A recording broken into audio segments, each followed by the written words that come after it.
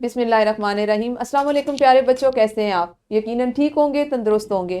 میں ہوں آپ کی معلمہ مس اقصیٰ زاہد اکبر اور ہم پڑھ رہے ہیں اپنی اردو جماعت چہارم۔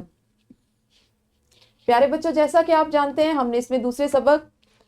نعت کا آغاز کر رکھا ہے اور پہلے 2 حصوں میں ہم اس کو پڑھ چکے ہیں، مکمل کر چکے ہیں۔ آج ہم اپنے اسی سبق کا تیسرا حصہ پڑھنے جا رہے ہیں، جس میں جو چیزیں آپ سیکھیں گے یا شامل ہونے والے حاصلات تعلم ہیں کہ آپ نظم اشعار کو نثر میں تبدیل کر سکیں۔ یہ وہ حاصل تعلم ہے جو ہم نے اپنے پچھلے سبق سے پچھلی نظم سے جس کا آغاز کر رکھا ہے اور آپ اس کی بار بار مشق کر رہے ہیں۔ یہ چونکہ ایک نئی چیز ہے جس کو آپ سیکھ رہے ہیں تو اس کی بار بار مشق کا مقصد بھی یہی ہے کہ آپ کو اچھے سے مہارت حاصل ہو جائے، آپ اس کو جتنی مشق کریں گے اتنے اچھے سے سمجھ سکیں گے اور متن کو فہم سے پڑھ سکیں۔ عموماً کیا ہوتا ہے کہ اب تک آپ کو جو چیز پڑھائی جاتی ہے اس کو ساتھ میں سمجھایا جاتا ہے، آپ کی آسانی، آپ کی سہولت کے لیے، لیکن اب چونکہ آپ کی صلاحیتوں میں اضافہ ہو رہا ہے، سیکھنے کی، سننے کی، بولنے کی، تو اب آپ اس قابل ہو جائیں کہ اگر کسی متن کو خود سے پڑھیں تو اس کو فہم سے پڑھ سکیں، اسے سمجھ سکیں۔ پیارے بچوں، ہم نے آج جو نعت کے اگلے جو 5 اشعار پڑھنے تھے اس سے متعلق میں نے آپ کے لیے جو ایک اس کی سورہ آل عمران کی آیات کا انتخاب کیا۔ اس کا مقصد یہ ہے کہ آپ جو آج پڑھیں گے وہ بالکل ان آیات سے متعلق نظم کا حصہ ہے، نعت کا حصہ ہے۔ اللہ تعالیٰ فرماتے ہیں اور سب مل کر خدا کی ہدایت کی رسی یعنی اسلام کو مضبوط پکڑے رہنا اور متفرق نہ ہونا، اور خدا کی اس مہربانی کو یاد کرو جب تم ایک دوسرے کے دشمن تھے تو اس نے تمہارے دلوں میں الفت ڈال دی اور تم اس کی مہربانی سے بھائی بھائی ہو گئے اور تم آگ کے گڑھے کے کنارے تک پہنچ چکے تھے تو خدا نے تم کو اس سے بچا لیا۔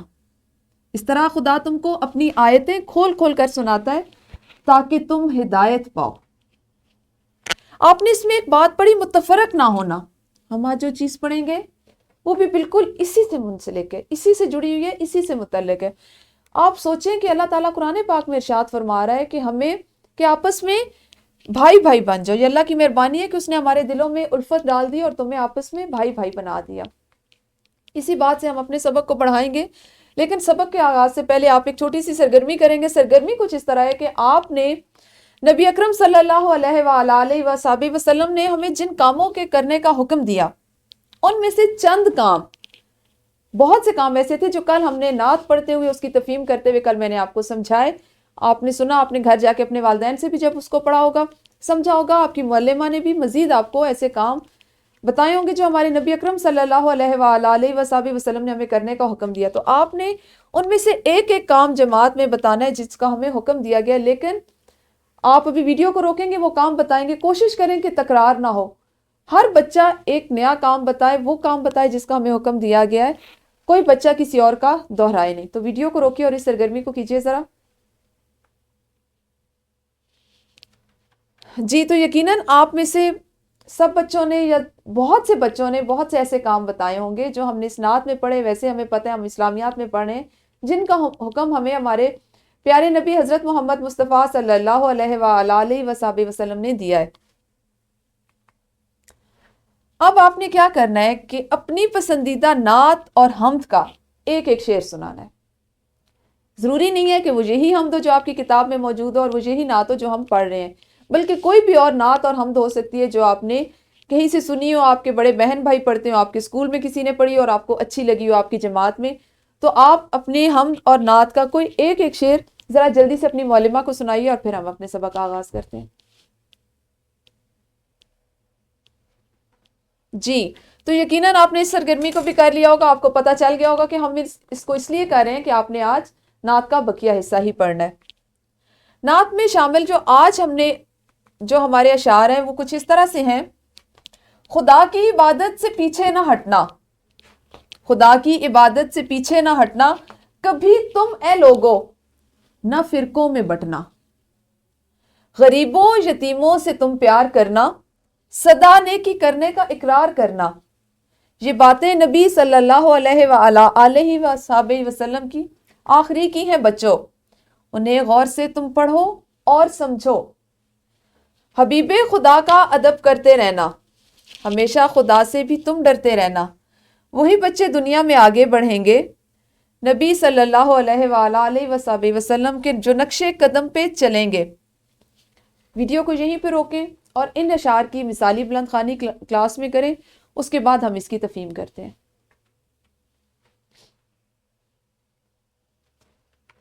جی تو یقیناً آپ نے اپنی معلمہ کو یہ اچھے سے سنا دی ہوگی اور انہوں نے آپ کی اصلاح بھی کی ہوگی جہاں انہیں ضرورت محسوس ہوئی ہوگی۔ ہم اس کی تفہیم کیا لیتے ہیں۔ خدا کی عبادت سے پیچھے نہ ہٹنا، کبھی تم اے لوگوں نہ فرقوں میں بٹنا۔ فرقے ہوتے ہیں گروہ، جماعت۔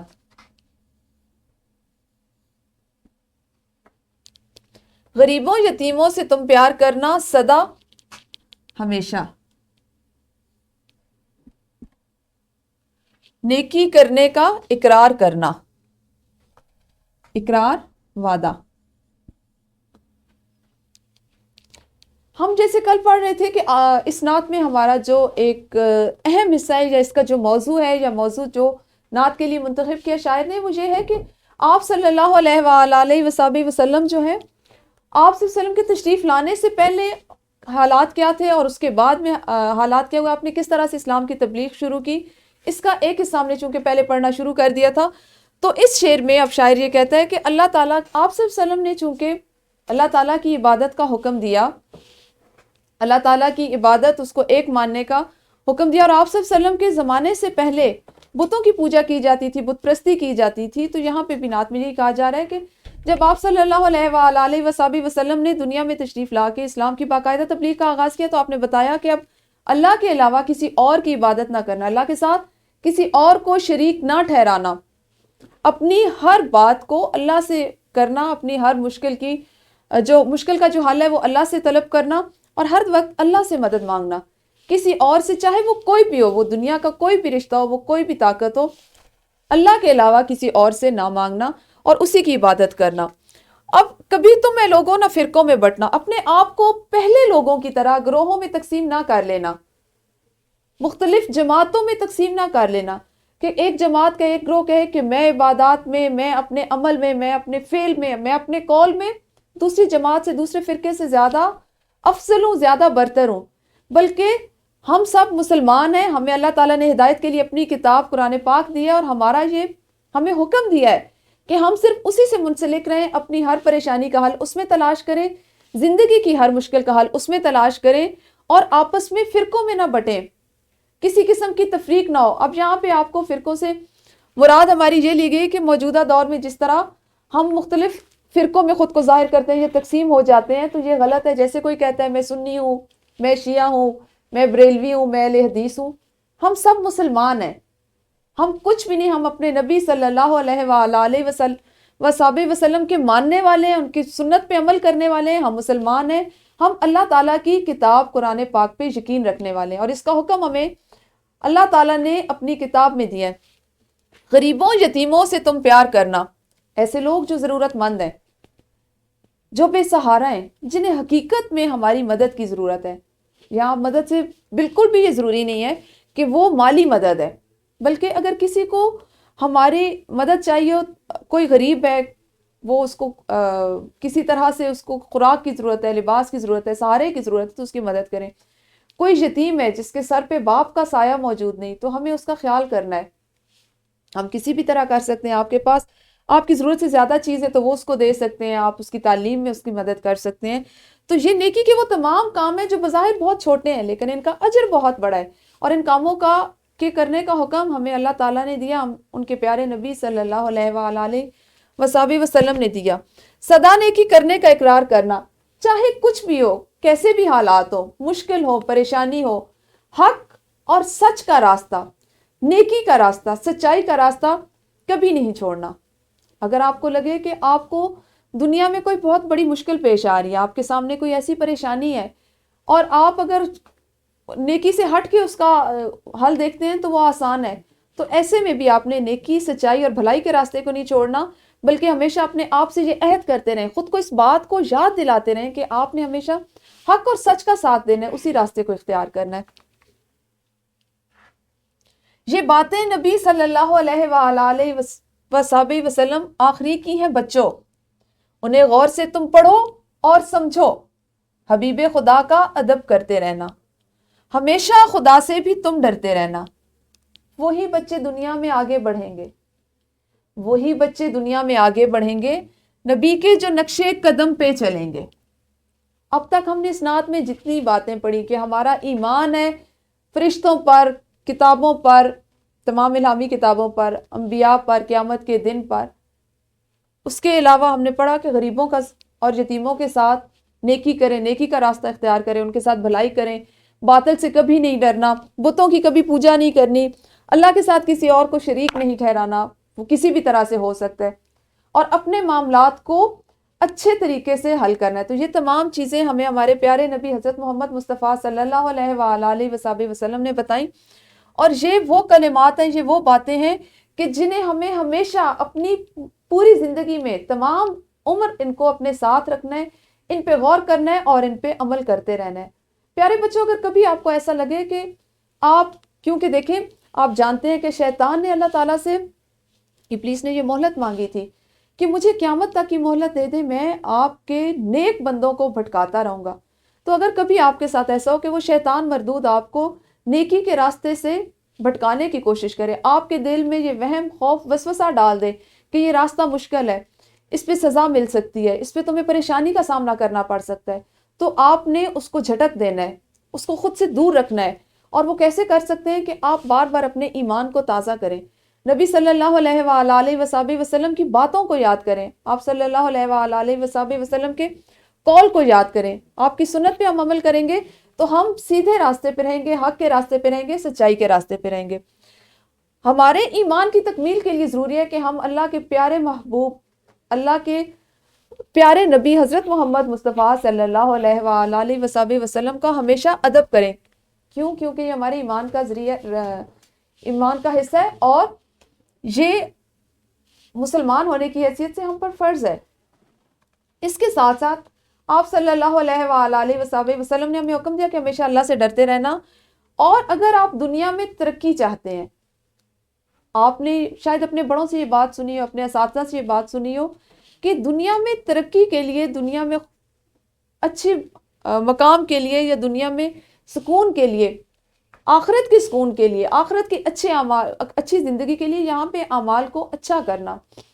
درست کرنا، نیک کرنا، اچھائی کے راستے کو اختیار کرنا کتنا ضروری ہے۔ اب ہمیں اچھائی کا راستہ کہاں سے ملتا ہے؟ آپ صلی اللہ علیہ وآلہ وسلم کی سنت سے، قرآن پاک سے۔ تو ہم میں سے وہ بچے، آپ میں سے آپ چھوٹے چھوٹے بچے، آپ سارے ماشاءاللہ بہت اچھے ہیں، وہ بچے دنیا میں بہت ترقی کریں گے جو دین اسلام کا، حق کا اور سچائی کا راستہ اختیار کریں گے۔ پیارے بچوں، آپ کو اس نعت میں، یہاں پہ یہ کتاب میں ایک نام بھی لکھا ہوا دکھائی دے رہا ہے، عمر تبسم۔ آپ میں سے کوئی مجھے بتا سکتے ہیں کہ عمر تبسم کیا ہے؟ بالکل صحیح، یہ ان شاعر کا نام ہے جنہوں نے یہ نعت لکھی ہے۔ اور اگر آپ غور کریں تو اب تک آپ نے حمد پڑھی، اس کے آخر میں، اس کے اختتام پہ بھی نام تھا، وہ شاعر کا نام ہوتا ہے۔ آپ جو نظمیں اس میں کتاب میں مزید بھی پڑھیں گے، اس میں شعراء کے نام بھی ساتھ ساتھ درج ہیں۔ اب ہم ایک سرگرمی کرتے ہیں، چونکہ آج آپ جو چیزیں سیکھ رہے ہیں، یا آپ کی جس صلاحیت میں اضافہ کیا جا رہا ہے وہ یہ ہے کہ آپ کوئی متن پڑھیں اور خود اس کی تفہیم کر سکیں، اس کو فہم کے ساتھ پڑھ سکیں۔ تو آپ کے لیے میں نے ایک اور نعت ہے، اس کے چند اشعار لکھے ہیں۔ اب یہ آپ کی معلمہ آپ کو پڑھ کے نہیں سنائیں گی، بلکہ آپ نے ابھی ویڈیو کو روکنا ہے، اور خود وہ آپ کو اسکرین پہ لکھا ہوا بھی نظر آ رہا ہے، یا آپ کی معلمہ آپ کے لیے یہ تختہ تحریر پہ درج کر دیتی ہے۔ آپ اس کو درست تلفظ اور آہنگ سے پڑھیں، اور اس کا جو مفہوم ہے، جو معنی ہے، جو آپ کو اس سے سمجھ ہے، وہ اپنی معلمہ کو بتائیں۔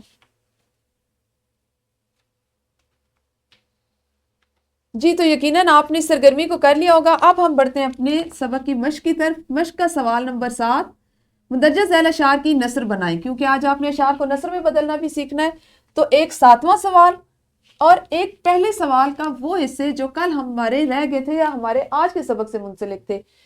ہر طالب علم نظم کے چند اشعار لے اور آہنگ کے ساتھ پڑھے، اور درج ذیل سوالات کے زبانی جوابات دے۔ اس میں یہ وہ حصے دوسرا، تیسرا، چھٹا اور 7واں، یہ آپ نے ابھی کرنے ہیں جماعت میں۔ اور اس کے علاوہ سوال نمبر 2، نعت کو مد نظر رکھتے ہوئے درست جواب کا انتخاب کریں اور متعلقہ دائرے کو نیلے یا کالے قلم سے بھریں۔ یہ بھی آپ نے، یہ والا مکمل سوال جو، اس کو بھی ابھی آپ نے جماعت میں کرنا ہے، اور اس کو مشق کی ذیل میں کرنے، اپنی کتاب پہ کرنے، جو اسے کتاب پہ کرنے والے ہیں وہ بھی کریں، جو زبانی سنانے والے ہیں وہ زبانی اپنی معلمہ کو سنائیں۔ اس کے علاوہ گھر کا کام آپ کا ہے، گھر کے کام میں آپ کا سوال نمبر 5 شامل ہے، جس میں ہے سبق کے تناظر میں درج ذیل سوالات کے تفصیلی جوابات لکھیں۔ سوال ہے، آپ صلی اللہ علیہ وآلہ وصحبہ وسلم کی آمد سے پہلے عرب معاشرے میں جہالت کی کون سی عادات موجود تھیں؟ کل ہم نے جب اس سے متعلقہ اشعار پڑھے تھے تو اس میں وہ تمام چیزیں میں نے آپ کو بتائی تھی کہ اہل عرب جو تھے وہ جن برائیوں میں مبتلا تھے، آپ نے اس کے جواب میں وہ برائیاں تمام لکھنی ہیں۔ دوسرا سوال ہے، آپ صلی اللہ علیہ وآلہ وصحبہ وسلم کے کوئی سے 10 صفاتی نام اور ان کے معنی تحریر کرنے ہیں۔ اس کے علاوہ آپ کے پاس ایک ورک شیٹ ہے۔ ورک شیٹ کا پہلا سوال ہے کہ دیے گئے متن کا بغور مطالعہ کریں اور درست تلفظ سے والدین کو سنائیں اور مفہوم کی بھی وضاحت کریں۔